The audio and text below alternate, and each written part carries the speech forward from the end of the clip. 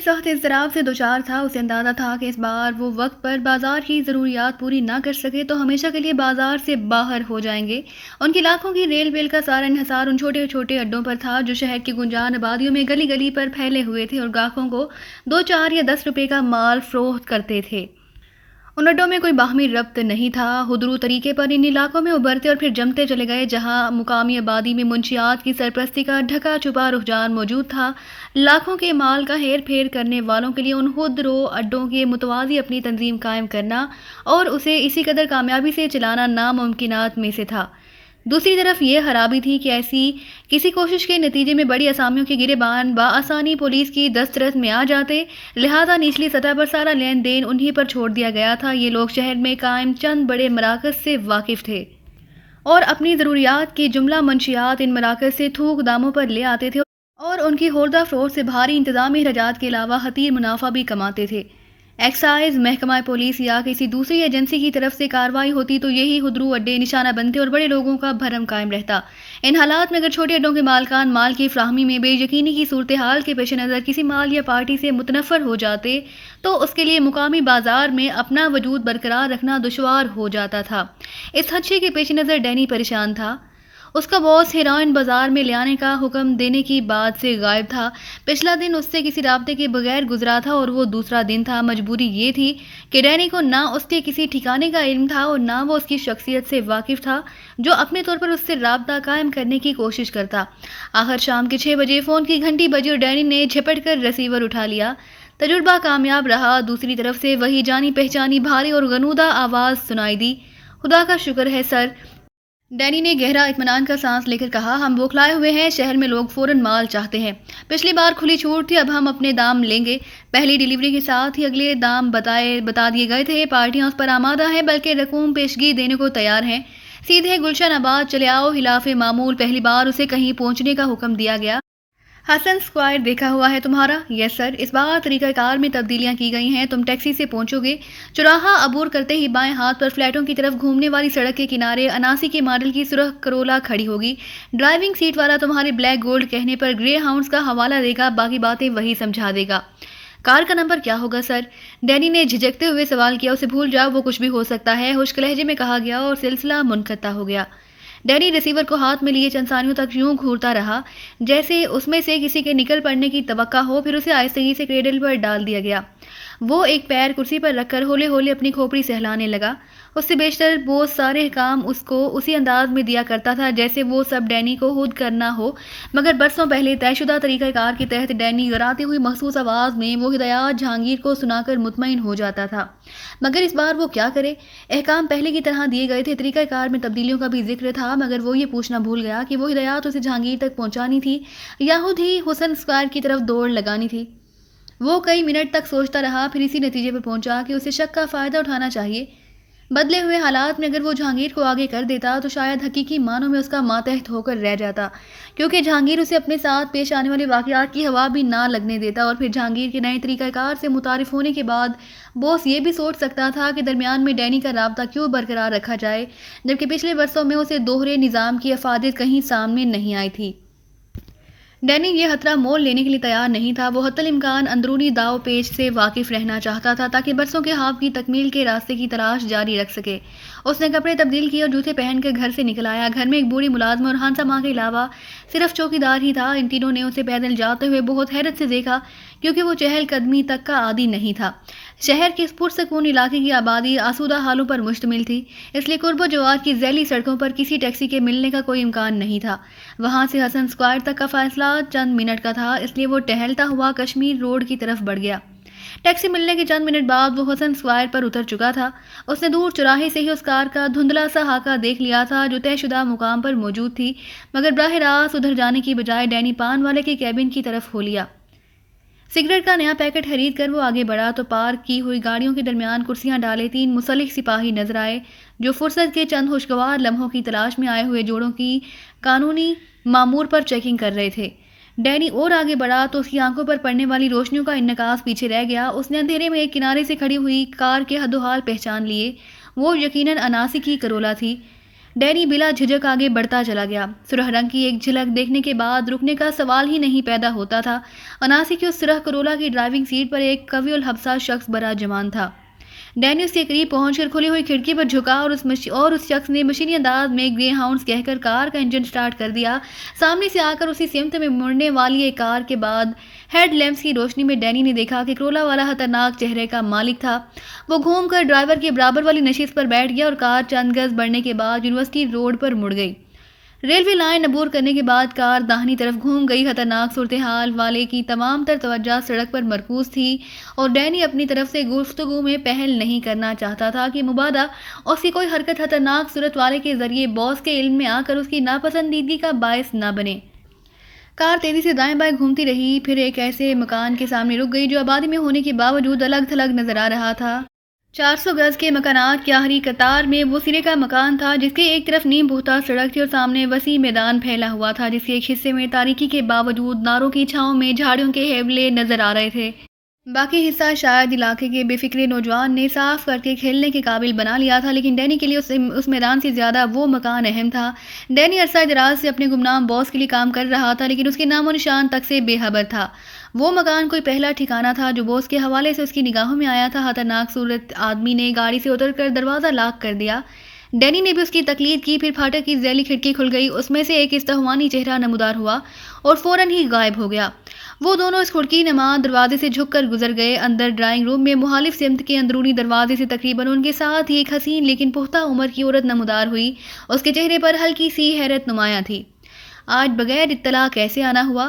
عورت نے جس لب و لہجے میں خطرناک صورت والے سے سوال کیا تھا اس سے ظاہر ہو رہا تھا کہ ان دونوں کے مراسم خصوصی نوعیت کے حامل تھے۔ ذرا ایک کام سے آیا ہوں، خطرناک صورت والا بولا تو اس کی آواز سن کر ڈینی کو مایوسی ہوئی، حالانکہ وہ اچھی طرح جانتا تھا کہ اس کا پراسرار باس کسی بھی مرحلے پر اتنا غیر محتاط نہیں ہو سکتا کہ براہ راست اس کے سامنے آ جائے۔ تم اندر آ جاؤ اور ہو سکے تو ایک پیالی چائے پلوا دو، خطرناک صورت والا اس سے کہتے ہوئے ایک صوفے پر اس طرح بیٹھ گیا کہ بیک وقت ڈرائنگ روم کے دونوں دروازے اس کی نگاہ میں رہے۔ عورت کے اندر چلے جانے کے بعد ڈینی بھی بیٹھ گیا۔ چند سیکنڈ کے لیے سکوت رہا، پھر خطرناک صورت والا ڈینی کی طرف متوجہ ہو گیا۔ ان دنوں ٹیلی فون بہت زیادہ محدود ہو گیا، بات کرتے کرتے درمیان میں کوئی اور لائن مل جاتی ہے۔ اس طرح اہم گفتگو کسی غیر مطلق آدمی تک بھی پہنچ سکتی ہے، اس لیے فوری طور پر فون کا استعمال ترک کر دیا گیا ہے۔ مجھے خود بھی پچھلے دنوں ایسا تجربہ ہو چکا ہے، ڈینی بولا۔ درمیان میں آنے والا اگر دخل اندازی کی بجائے خاموش رہے تو ساری گفتگو لفظ بہ لفظ سن سکتا ہے۔ یہ کوئی عارضی خرابی نہیں، خطرناک صورت والا اسے بتانے لگا۔ پچھلے دنوں لائنوں میں اضافہ کیا گیا ہے، شہر بھر میں کھدائیاں ہو رہی ہیں، ساری لائنیں گڑبڑ ہو کر رہ گئی ہیں۔ یہ خرابی دور ہونے کی بجائے دن بدن بڑھتی ہی جائے گی، تو پھر رابطے کا ذریعہ کیا ہوگا؟ ٹرانسمیٹر۔ خطرناک صورت والے نے یہ کہتے ہوئے جیکٹ کی اندرونی جیب سے ایک مختصر سا جیبی ٹرانسمیٹر نکال کر اس کی اور بڑھا دیا۔ ڈینی نے اسے الٹ پلٹ کر دیکھا اور اپنی جیب میں ڈال لیا۔ پہلے کبھی استعمال کیا ہے؟ اس نے سوال کیا اور ڈینی نے صاف دلی سے اس معاملے میں اپنی لا علمی کا اعتراف کر لیا۔ سرخ بٹن دبانے سے یہ آن ہو جاتا ہے اور دوسری طرف سے آنے والا پیغام براہ راست سنا جا سکتا ہے، وہ ڈینی کو بتانے لگا۔ دندانے دار ناپ کو گھما کر آواز میں کمی بیشی کی جا سکتی ہے، دوسری طرف کا پیغام مکمل ہونے کے بعد سیاہ بٹن دبا کر جواب نشر کیا جا سکتا ہے، یعنی سیاہ بٹن دبانے کے بعد ہی یہ ٹرانسمیٹر بنتا ہے، ورنہ ریسیور رہتا ہے۔ تم بالکل ٹھیک سمجھے ہو، خطرناک صورت والا تحسین آمیز لہجے میں بولا۔ ایسے لاسلکی آلات یک طرفہ کام کرتے ہیں، اگر دونوں بیک وقت بولنا شروع کر دیں تو کوئی بھی دوسرے کی آواز نہ سن سکے گا۔ اس پر گفتگو کے لیے تمہارا شناختی کوڈ D1 ہوگا، اس پر میں کس سے رابطہ قائم کر سکوں گا؟ اس کا منہ بن گیا۔ یہ مجھے نہیں معلوم، جس کے پاس ایسا ٹرانسمیٹر ہوگا اس سے تم بات کر سکو گے، کیونکہ یہ صرف ایک مخصوص فریکوینسی پر کام کرتا ہے۔ ڈینی خاموش رہا۔ کیسا عجیب اتفاق ہے کہ چند روز قبل اس نے جہانگیر کو مروب کرنے کے لیے جیوا ہاؤس میں ایک ٹرانسمیٹر چھپایا تھا اور غالباً اسی وقت اس کا باس ترقی یافتہ مواصلاتی رابطے کو اپنانے کے بارے میں سوچ رہا تھا، لیکن ڈینی اس شخص پر یہ ظاہر نہیں کرنا چاہتا تھا کہ وہ ٹرانسمیٹر وغیرہ سے مانوس ہے۔ آج رات کے پچھلے انتظامات برقرار رہیں گے، پھر تم لا تعلق ہو جاؤ گے۔ کس سے؟ ڈینی نے حیران ہو کر کہا۔ سوالات مت کرو، وہ شخص چڑ گیا۔ جتنا مجھے بتایا گیا ہے وہی دہرا رہا ہوں۔ پچھلے انتظامات کیا تھے یہ تمہیں معلوم ہونا چاہیے۔ لا تعلقی کس سے اختیار کرنی ہے یہ تمہیں خود سمجھ لینا چاہیے۔ آئندہ تم ہدایات ملے بغیر اس مکان کا رخ نہیں کرو گے، یہاں تمہیں ایک خاص مقصد سے لایا گیا ہے۔ اسی وقت عورت چائے کی ٹرے لیے کمرے میں داخل ہوئی اور وہ خاموش ہو گیا۔ وہ عورت اس قدر موقع شناس تھی کہ ٹرے میں صرف 2 پیالیاں لائی تھی اور ٹرے توائی پر رکھنے کے بعد فوراً واپس چلی گئی۔ نام کیا ہے تمہارا؟ چائے نوشی کے دوران میں غیر ارادی طور پر ڈینی سوال کر بیٹھا اور جواب ملنے سے قبل ہی اسے خود بخود اپنی حماقت کا احساس ہو گیا، مگر تین کمان سے نکل چکا تھا۔ خطرناک صورت والا حشمناک نگاہوں سے گھور رہا تھا۔ غیر ضروری سوالات کی بجائے اپنے کام سے کام رکھو، وہ گرایا۔ آئندہ اتفاقاً کہیں ٹکرا بھی گئے تو انجان بن کر قریب سے گزر جانا۔ ڈینی سر کو خفیف سی جنبش دے کر رہ گیا، اس کے علاوہ وہ کر بھی کیا سکتا تھا؟ چائے پینے کے بعد وہ شخص ڈینی کو ایک اندرونی کمرے میں لے گیا، جہاں ایک دیوار کے سہارے بڑی سی لکھنے کی میز پڑی ہوئی تھی اور دو بڑی دیوار گیر الماریوں میں کھسکنے والے شیشوں کے پیچھے ذہین کتابیں ترتیب سے سجی ہوئی تھیں۔ اس شخص نے میز کی دراز سے انک پیڈ اور ایک سفید کاغذ نکالا اور کاغذ کو میز کی ہموار سطح پر پھیلا کر رومال سے صاف کرنے لگا۔ بیٹھ جاؤ، اپنا کام کرتے کرتے اس نے ڈینی سے کہا اور وہ کرسی پر بیٹھ گیا۔ اگلے ہی لمحے اس نے دراز سے گتے کی ایک چھوٹی سی ڈبیر نکالی اور اس میں سے طے ہو جانے والا پری فوکسڈ کمپاؤنڈز نکال کر کھول لیا، جو عموماً جوہری ہیرے اور دیگر قیمتی پتھروں کی تراش کے مشاہدے کے لیے استعمال کرتے ہیں۔ اس لینس کو کاغذ کے مختلف حصے پر کھسکا کر اس سے آنکھ لگائے وہ کاغذ کی سطح کا جائزہ لیتا رہا، پھر مایوسانہ انداز میں کاغذ کو مروڑ کر ایک طرف پھینک دیا۔ دراز سے برآمد ہونے والے دوسرے کاغذ کا بھی یہی حشر ہوا۔ آخر اس نے دراز کرید کر آرٹ پیپر کا ایک ٹکڑا برآمد کیا اور اس کو باریک بینی سے جانچنے لگا۔ ڈینی اس وقت خود کو پرلے درجے کا احمق سمجھ رہا تھا۔ اس شخص نے ڈینی کو یوں نظر انداز کیا ہوا تھا جیسے اسے اپنے ساتھ وہاں لا کر وہ یکسر فراموش کر بیٹھا ہو۔ اس دوران میں اس کی حرکات و سکنات سے ڈینی اندازہ لگا چکا تھا کہ وہ مکان اس حد تک اس شخص کا دیکھا بھالا تھا کہ وہ اس اندرونی کمرے کی رائٹنگ ٹیبل کی درازوں میں موجود رہنے والی چیزوں تک سے واقف تھا۔ گڈ، اب آ جاؤ تم۔ چند ثانیوں بعد خطرناک صورت والا اس کی طرف مڑا۔ ڈینی اٹھ کر اس کے قریب پہنچ گیا۔ اس کا خیال تھا کہ شاید اسے بھی عدسے کے ذریعے کاغذ کی چکنی سطح پر کوئی نادیدہ تحریر پڑھنے کی دعوت دی جائے گی، لیکن اس نے کالی سیاہی والا انک پیڈ ڈھکن ہٹا کر ڈینی کی طرف کھسکا دیا۔ اس کاغذ پر اپنا انگوٹھا لگا دو، خطرناک صورت والا کہہ رہا تھا۔ ذرا پیڈ سے اچھی طرح سیاہی لینا، مجھے بالکل بے داغ اور مکمل نشان چاہیے۔ اس نادر شاہی حکم پر ڈینی جھلا گیا۔ اتنی چھان بین کے بعد ایک سادہ کاغذ پر اس کے انگوٹھے کا نشان لینے کا کیا مطلب ہو سکتا تھا؟ اگر کوئی تحریر درکار ہے تو میں دستخط بھی کر سکتا ہوں، ڈینی نے اپنی کھوپڑی کو قابو میں رکھتے ہوئے پرسکون لہجے میں کہا۔ یہ میں بھی جانتا ہوں، وہ سنجیدگی سے بولا۔ اس نشان سے مجھے ایک صاف ستھری اور شارپ تصویر بنانی ہے۔ ڈینی نے داہنے انگوٹھے کو انک پیڈ کی نرم اور نم سطح پر دبانے کے بعد انگوٹھے کا نشان سفید کاغذ پر منتقل کر دیا۔ خطرناک صورت والے نے عدسے سے اس نشان کا جائزہ لیا، پھر بال پوائنٹ سے قلم سے نشان کی گرد دائرہ بنا کر باقی ماندہ کاغذ پر بے مقصد آڑی ترچھی لکیریں بنا دی۔ اب تو مطمئن ہو کہ یہ کاغذ کسی غلط مقصد کے لیے استعمال نہیں ہو سکے گا؟ مطمئن پہلے بھی تھا، ڈینی بولا، بس یہ غلط فہمی ہو گئی۔ تم شاید مجھے جاہل مطلق سمجھ رہے ہو، اس لیے زبان کھولی تھی۔ اب تم میری گاڑی لے جاؤ۔ خطرناک صورت والے نے جیب سے چابی نکال کر ڈینی کی اور بڑھا کر کہا، کسی محفوظ مقام کی نشست اور پشتگاہ کو ہٹا کر دیکھ لینا۔ کیا ہے اس میں؟ اضطراری طور پر ایک سوال ڈینی کے منہ سے بہ نکلا۔ میں خود لا علم ہوں۔ اس بار خطرناک صورت والا پرسکون تھا۔ وہ ڈینی کو پھاٹک تک چھوڑنے آیا۔ کشادہ اور سنسان سڑک پر آہستہ رفتار سے کار چلاتے ہوئے اس کا ذہن پوری طرح الجھا ہوا تھا۔ مونو فریکوینسی ٹرانسمیٹر ملنے سے محسوس ہو رہا تھا جیسے تنظیم میں اس کا درجہ بڑھا دیا گیا ہو۔ ترقی کے اس احساس کے باوجود سب کچھ پہلے جیسا تھا۔ اسے ترقی کی خبر شاید ایک معمولی آدمی کے ذریعے دی گئی تھی جسے اس سے زیادہ کچھ معلوم نہیں تھا جتنا بتایا گیا تھا۔ سربراہ تو اس کے سائے سے بھی وہ اب تک لا علم تھا۔ کسی معمولی مجرم کی طرح اس کے انگوٹھے کا نشان لیا گیا تھا اور وہ اچھی طرح جانتا تھا اس کی شناخت کے لیے اس کی 10 میں سے ایک انگلی کا نشان کافی ہوتا ہے۔ اس سے لاتعلق ہونے کا مبہم سا حکم ملا تھا، مگر کس سے؟ اس باز کی ماتحتی میں تو اس کا تعلق بس اپنے 3 ساتھیوں سے تھا، یا پھر بازار کے 2 دلال اس سے مال لے جاتے تھے۔ جتنا سوچتا رہا یہی خیال مستحکم ہوتا چلا گیا کہ اسے رات گزارنے کے لیے جہانگیر، طارق اور نادر سے کنارہ کر لینا چاہیے۔ اس کا مطلب ہے کہ اسے کوئی نئی ذمہ داری سونپی جائے گی۔ ایسی صورت میں شاید مقامی دھندا براہ راست جہانگیر کی تحویل میں دیا جاتا۔ یہ خیال آتے ہی وہ چونک پڑا۔ اب تک جہانگیر اور باس کے درمیان وہ رابطے کا کام سر انجام دیتا رہا تھا اور اپنی شخصیت کو پس پردہ رکھتے ہوئے متعدد موقع پر جہانگیر کو غیر ضروری لعن طعن کر چکا تھا، بلکہ اپنے مستقبل کے خوابوں کی تکمیل کی امید میں اس نے جہانگیر کو اسی طرح اپنی آواز کا قیدی بنانا چاہا تھا جس طرح وہ خود اس کی غنودہ آواز کا اسیر تھا۔ اس کوشش میں وہ اس حد تک چلا گیا تھا کہ جیوا ہاؤس میں ٹرانسمیٹر چھپا کر خود ہی جہانگیر پر اس کا انکشاف بھی کر دیا تھا۔ اس کی یہ حرکات باس کے احکام سے بالا تھیں، مگر جہانگیر براہ راست اس کا ماتحت ہو جاتا تو خدشہ یہ تھا کہ کسی وقت ڈینی کی ان حرکات کا راز فاش ہو جاتا اور وہ لاکھ ہیلا جوئی کرتا، باس کی نگاہوں میں اپنا برسوں کا بنا بنایا بھرم کھو بیٹھتا۔ پھر اچانک ایک ہولناک خیال آتے ہی اس کے ذہن میں سر ابھارا اور وہ پھرینی لے کر رہ گیا۔ کہیں ایسا تو نہیں کہ باس کو کسی طرح جیوا ہاؤس میں ہونے والے ڈرامے کی خبر مل گئی ہو اور اس نے کسی سزا سے پہلے اپنی آگاہی کی علامت کے طور پر وہ ٹرانسمیٹر اس تک پہنچایا ہو جو خطرناک صورت والے نے اسے دیا تھا۔ اس کے چہرے کے عضلات تن گئے اور زبان میں اینٹھن ہونے لگی۔ وہ لاکھ بے خوف اور بلند حوصلہ سہی، لیکن جانتا تھا کہ نادیدہ دشمن سے مقابلے میں کوئی صلاحیت کام نہیں آتی۔ اندھیری میں کہیں سے بھی چلائی گئی ایک سچی گولی ہر بے جگر اور عالی حوصلہ کے سینے میں ایک بھیانک غار بنا سکتی تھی۔ غیر ارادی طور پر ایکسلریٹر پر اس کے پاؤں کا دباؤ بڑھ گیا۔ عقبی نشست طور پشتگاہ میں چھپے ہوئے مال کے بارے میں اسے یقین تھا کہ وہ ہیروئن ہوگی۔ کیا بدلا ہوا طریقہ کار یہی تھا کہ وہ چارے کے طور پر کام شروع کر دے، کسی غیر معروف آدمی کی بجائے مقررہ ٹھکانوں سے پیکٹ جہانگیر تک پہنچاتا رہے؟ اگر بدلا ہوا طریقہ کار یہی تھا تو یہ ترقی کی بجائے تنزلی تھی۔ وہ الجھ کر رہ گیا۔ جتنا سوچ رہا تھا آخری خیال ہی قرینِ قیاس معلوم ہوتا تھا۔ وہ ٹرانسمیٹر کسی سزا سے پہلے علامتی تنبیہ تھی، اور یہ بھی سزا ہی تھی کہ اسے تنظیم اور فروخت کے اہم شعبے سے ہٹا کر محض مال ڈھونے پر لگا دیا گیا تھا۔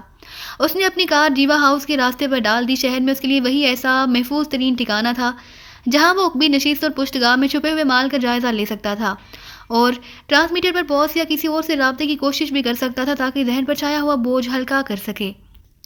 جیوا ہاؤس ایک خاصی پرانی عمارت تھی جو ایک وسیع حصۂ زمین پر تعمیر تھی۔ اس کے سامنے کم از کم 1000 مربع فٹ پر پھیلا ہوا سرسبز لان تھا، جس میں دیواروں کے سہارے رنگ برنگے موسمی پھولوں کے تختے اگے ہوئے تھے۔